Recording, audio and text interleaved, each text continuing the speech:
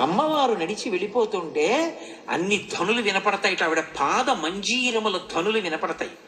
ఆవిడ చేతుల గాజుల సవ్వడులు వినపడతాయి. ఆవిడ మంగళసూత్రముల యొక్క శతమానములు ఇతర ఆభరణములతో ఉరుసుకున్న ధ్వనులు వినపడతాయి. ఆవిడ చిరునవ్వు నవ్వుతూ వెడుతున్నప్పుడు ఆవిడ తాంబూలపు సువాసనలు వస్తాయి.